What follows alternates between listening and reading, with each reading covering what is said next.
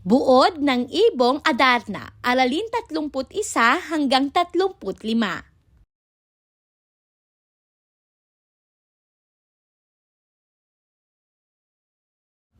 Mga aralin na tatalakayin. Aralin 31, kapangyarihan laban sa kapangyarihan. Aralin 32, sumpa ni Haring Salermo. Aralin 33, ang kahilingan ng prinsesa. Aralin 34, ang pagsalubong kay Don Juan. Aralin 35, ang pagdating ni Doña Maria. Korido at buhay na pinagdaanan ng tatlong prinsipeng magkakapatid na anak ng Haring Fernando at ng Reyna Valeriana sa Kahariang Berbania. Aralin 31, kapangyarihan laban sa kapangyarihan. Saknong 1251 hanggang 1307. Inutusan si Don Juan na paamuhin ang mailap at mabagsik na kabayong alaga ng ama ni Haring Salermo. Ayon kay Doña Maria, ang kabayong ito ay hindi karaniwang hayop. Ito ay bahagi ng mahika ng hari, kaya't maaaring magbago ng asal at anyo. Bago sumapit ang bukang liwayway, tinuruan ni Doña Maria si Don Juan ng bawat hakbang upang mapaamo ang kabayo. Paano hawakan ng renda, paano umiwas sa sipa, kagat at pagwawala, at kung paano kilalanin ang sandaling nanghihina ang hayop. Ipinaliwanag niyang ito ay mapanganib at maaaring ikapahamak ni Don Juan kung hindi niya susundin ang gabay. Kinabukasan, hinarap ni Don Juan ang kabayo. Tulad ng inilarawan, ito ay nagngangalit, sumisipa, nanlilisik ang mata at halos patamaan ng sungay ang paa ng prinsipe. Sinunod ni Don Juan ang lahat ng payo ni Doña Maria. Sa wakas, napaamo niya ang kabayo matapos ang mahabang oras ng pakikipagbuno. Ang hayop ay lumambot, humina at nagmistulang umiiyak bago tuluyang sumunod sa prinsipe. Pagbalik sa palasyo, napansin nilang ang kabayo ay unti-unting nanghihina at sa pagbalik nito sa tahanan, bigla itong bumagsak. Dito inihayag na ang kabayo ay si Haring Salermo rin, gumagamit lamang ng mahika upang subukin ang prinsipeng si Don Juan. Dahil dito, nagkasakit ang hari at hindi makabangon ng tama. Pagsapit ng gabi, dumalaw si Doña Maria kay Don Juan upang ipaalam ang kalagayan ng hari at sabihing ipatatawag siyang muli kinaumagahan. Nang sumunod na araw, nalaman ni Don Juan na naghihintay pala sa kanya ang malaking kapulungan, mga kawal, tagapayo at kamag-anak ng hari. Ipinahayag ng hari na siya ay may karamdaman, ngunit kailangan niyang ipagpatuloy ang pagsubok. Dinala niya si Don Juan sa 3 silid na may 3 pintuang may butas, kung saan makikita ang 3 anak na dalaga ng hari. Ang susunod na pagsubok ay pumili ng tamang babae, isang lihim na nais ng hari upang masukat ang talino, pag-iingat at paninindigan ni Don Juan. Unang tanong, bakit mahalaga ang pag-unawa ni Don Juan sa mga paliwanag at babala ni Doña Maria bago niya harapin ang mapanganib na pagsubok? Pangalawang tanong, ano ang ipinahihiwatig ng pagkatao ni Haring Salermo na kaya niyang mag-anyong kabayo at subukin si Don Juan sa matinding paraan? Mahalagang kaisipan, ang tunay na lakas ay hindi lamang nakikita sa tapang, kundi sa karunungan, pag-iingat at pagpapakumbaba sa pagtanggap ng tulong. Ang bawat pagsubok ay nagiging magaan kapag may gabay, tiwala at tamang pag-unawa. Korido at buhay na pinagdaanan ng 3 prinsipeng magkakapatid na anak ng Haring Fernando at ng Reyna Valeriana sa Kahariang Berbania. Aralin 32, sumpa ni Haring Salermo. Saknong 1308 hanggang 1379. Ipinakita ni Haring Salermo kay Don Juan ang 3 silid na nakasara ang mga pinto. Sa bawat pinto ay may maliit na butas kung saan hintuturo lamang ng bawat prinsesa ang inilalabas. Layunin ng hari na subukin kung makikilala ni Don Juan ang tamang dalaga sa kabila ng limitadong palatandaan. Dumaan si Don Juan sa bawat silid at maingat na tiningnan ang mga hintuturo. Sa kabila ng pagtatangkang lituhin siya ng hari, nahulaan ng tama ni Don Juan kung saang silid naroon ang tunay na prinsesa, si Doña Maria Blanca. Muli na namang nabigo ang hari sa kanyang pakana. Sa halip na tuwa, nagdulot ito ng galit at pagkalito sa hari. Lihim siyang nagbalak na ilayo ang anak kay Don Juan. Nang malaman ito ni Doña Maria, siya ay labis na nalungkot at nagbigay babala kay Don Juan na nasa panganib siya. Dahil dito, nagpasya silang tumakas mula sa kaharian. Habang sila'y naglalakbay, hinabol sila ng hari. Ngunit ginamit ni Doña Maria ang kanyang mahika upang maagaw ang habol. Nagpatayo siya ng tinikang gubat. Nagpaagos ng tubig. Nagpabago ng landas, kaya't lalong hindi sila maabutan. Sa kabila ng pagsisikap ng hari, lubhang napagod siya at hindi na naabot ang dalawa. Galit na galit si Haring Salermo, isinumpa niya ang kanyang anak na si Doña Maria Blanca. Itinaas ang kamay sabay sabing, "Diyos na makapangyarihan, ang bahala na po'y ikaw. Ikaw na anak na suwail, naway makaalala rin.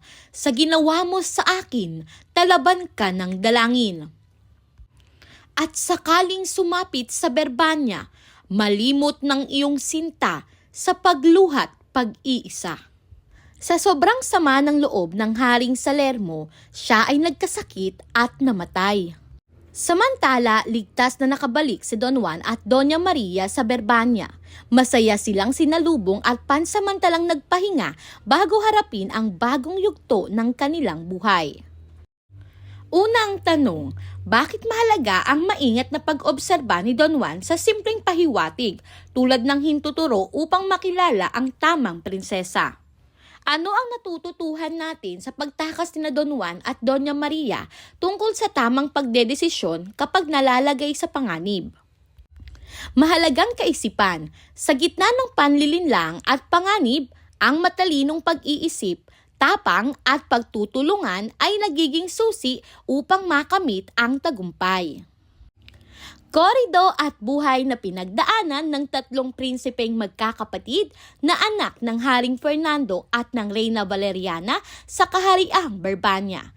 Aralin 33, ang kahilingan ng prinsesa, saknong 1380 hanggang 1400. Pagdating sa nayon, minarapat ni Don Juan na pansamantalang tumahan doon upang ihanda ang marangal na pagtanggap sa kanya sa Berbanya. Pinagbilinan niya si Doña Maria Blanca na sandaling maghiwalay muna sila habang inaayos niya ang pagharap sa hari. Ayaw man ni Doña Maria, pumayag siya dahil ito ang kahilingan ng prinsipe. Sa kanilang pag-uusap, nangangamba si Doña Maria na baka makalimutan siya ni Don Juan kapag humarap ito sa kanyang mga magulang. Pinawi naman ng prinsipe ang pangamba at nangakong hindi lilimutin ang prinsesa. Sa kabila nito, dama pa rin ni Doña Maria ang lungkot ng pansamantalang pamamaalam. Muling humayo si Don Juan patungo sa palasyo. Pagdating niya roon, buong kaharian ang nagdiwang. Sinalubong siya ng hari, reyna at mga kapatid na matagal nang nag-aalala sa kanyang kalagayan. Buong Berbanya ay napuno ng tuwa dahil sa pagbabalik ng bunsong prinsipe. Agad na niyakap ng hari at reyna si Don Juan ng buong pagmamahal. Nabuhayan sila ng loob sa kanyang ligtas na pagbabalik matapos ang napakahabang paglalakbay. Unang tanong, bakit mahalaga ang tiwala sa pagitan ni Don Juan at Doña Maria bago sila pansamantalang maghiwalay? Pangalawa, ano ang ipinapakita ng masayang pagsalubong kay Don Juan tungkol sa kahalagahan ng pamilya sa mga panahong tayo'y sinusubok?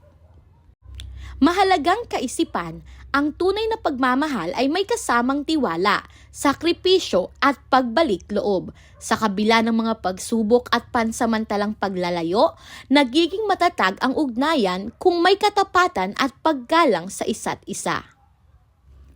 Korido at buhay na pinagdaanan ng tatlong prinsipeng magkakapatid na anak ng Haring Fernando at ng Reyna Valeriana sa Kahariang Berbanya. Aralin 34, ang pagsalubong kay Don Juan, saknong 1401 hanggang 1431. Masaya ang buong Berbanya nang dumating si Don Juan. Niyayakap siya ng hari, reyna at maging ng kanyang mga kapatid na matagal nang nag-aalala sa kanya. Nang mabalitaan ni Prinsesa Leonora ang pagdating ni Don Juan, siya ay hinimatay dahil sa biglaang tuwa matapos ang 7 taong pagdurusa. Pagkagising niya, naglakas loob siyang humarap sa hari at sa lahat. Ipinaliwanag niya na matagal siyang nagtiis dahil sa pagtataksil ni Don Pedro, kaya't may karapatan siyang magsalita. Buong katapatan niyang sinabi na si Don Juan ang tunay niyang minamahal, hindi si Don Pedro. Pinakinggan ito ng hari at nakita niyang makatwiran ang prinsesa. Inutusan ng hari na ang prinsesa ang pipili kung sino ang karapat-dapat sa kanyang pag-ibig. Walang pagdadalawang isip na pinili ni Leonora si Don Juan. Naging magaan ang loob sa palasyo, tuluyang napawi ang gulo, at nagpatuloy ang pagdiriwang para sa pagbabalik ni Don Juan at sa pag-amin ng prinsesa. Unang tanong, paano ipinakita ni Prinsesa Leonora ang pagiging matapang sa harap ng maraming tao? Pangalawa, bakit mahalagang ipaglaban ang katotohanan kahit nakaraan na ang lahat? Mahalagang kaisipan, hindi mawawala ang respeto at kapayapaan kung ang puso ay tapat at handang magsabi ng totoo. Korido at buhay na pinagdaanan ng tatlong prinsipeng magkakapatid na anak ng Haring Fernando at ng Reyna Valeriana sa Kahariang Berbanya. Aralin 35, ang pagdating ni Doña Maria. Saknong 1432 hanggang 1476. Hindi agad nakabalik si Don Juan kay Doña Maria kaya inakala niyang nakalimutan na siya nito. Sa Berbanya naman, abala ang palasyo sa nalalapit na kasal ni na Don Juan at Doña Leonora. Masigla ang paghahanda at puno ang kaharian ng tuwa.